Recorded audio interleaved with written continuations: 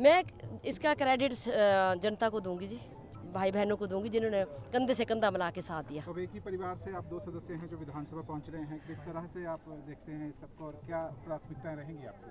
देखिए जी, उनका मतलब कि सीएम साहब की अपनी ड्यूटी है, मेरी अपनी ड्यूटी है अपने देहरा के प्रति, तो अपनी अपनी ड्यूटी निभाएंगे हम। मैडम, देहरा में नारा काम कर गया बेटी का? देख ही रहे हैं जी आप, जितना मेरे को शगन डाल रहे हैं मेरे मायके वाले, मुझे गर्व है उनके ऊपर। मैम, देहरा की ध्यान आप कमी तो रखेंगे देहरा के लिए?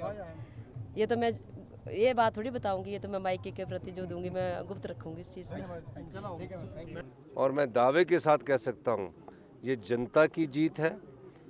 भगवान के आशीर्वाद से, देवी देवताओं के आशीर्वाद से, जिस प्रकार का राजनीतिक षड्यंत्र जनता की सरकार को गिराने के लिए किया गया, 16 महीने से हमने जनता के हित में कार्य किए और जिस प्रकार की राजनीतिक षड्यंत्र का जवाब हिमाचल की जनता ने दिया है वो आपके सामने है। निश्चित तौर पर ये लोकतंत्र होता है, इसमें मतदाता वोट डालकर अपनी भावनाओं का प्रकट करता है और मतदाताओं ने अपनी भावनाओं का प्रकट किया। कुछ जगह एक विधानसभा क्षेत्र में कहीं ना कहीं रणनीति मतदाता ने वोट तो बहुत अधिक डाला है, बहुत कम वोटों से हम हमीरपुर में अभी पिछड़े हैं।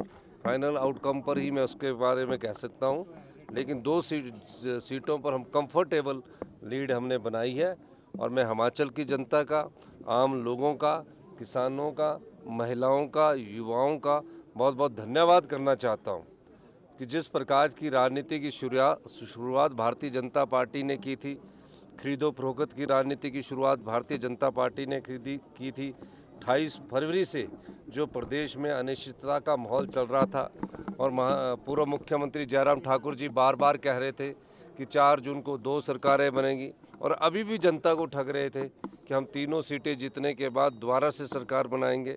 तो मैं ये कहना चाहता हूँ कि जनता के जनादेश को स्वीकार करके आपको ये स्वीकार करना चाहिए कि जनता ने आपकी बात को ठुकराया है। सर, ये हिमाचल की राजनीति के लिए तो बीजेपी को एक जवाब था, लेकिन आपको लगता है राष्ट्रीय स्तर के ऊपर भी 13 सीटों के ऊपर चुनाव हो रहे हैं, जो इंडिया गठबंधन है उसको 6 के करीब जो है वो सीटें मिल रही हैं, लेकिन हिमाचल का संदेश आपको लगता है नेशनल पर्सपेक्टिव में भी इम्पोर्टेंट है, क्योंकि यहाँ सरकार गिराने के सरकार को देखिए, हिमाचल के संदर्भ में जनता के वोट से हम 40 विधायक चुनकर आए और नोट के दम से हमारी सत्ता को गिराने की कोशिश की गई। 28 फरवरी को इस बारे में पहला षड्यंत्र रचा गया और विचित्र बात यह है कि 1 महीना तक ये 9 के 9 विधानसभा क्षेत्र में अपने गए नहीं, हिमाचल की सीमा के बाहर आए नहीं। 1 महीना हिमाचल की सीमा के बाहर बैठकर ये पूर्व विधायक जो थे वो सरकार गिराने का षड्यंत्र रच रहे थे। और दूसरी बात, इन 3 निर्दलीय विधायकों को इस्तीफा देने की जरूरत क्या थी? अगर हम काम नहीं कर रहे थे तो वैसे भी वो भारतीय जनता पार्टी के साथ बैठ सकते थे। तो इन निर्दलीय विधायकों पर किस चीज़ का दबाव था? ये सब जनता ने इसका जवाब दिया और करारा जवाब दिया है। तो मैं हिमाचल की जनता का, सभी लोगों का, आप पत्रकार बंधुओं का भी धन्यवाद करना चाहता हूँ जिन्होंने ये राजनीति की शुचिता को बनाए रखने के लिए और स्वच्छता को बनाए रखने के लिए अपना महत्वपूर्ण योगदान दिया। भविष्य में आने वाले 50 साल में कोई भी पार्टी ताकतवर हो, मैं किसी की बात नहीं करता, जो जनता के वोट से चुनकर सरकार बनाती है और नोट के दम से जिसको गिराने की कोशिश की जाती है, ये जनता का जवाब उन पार्टियों को है।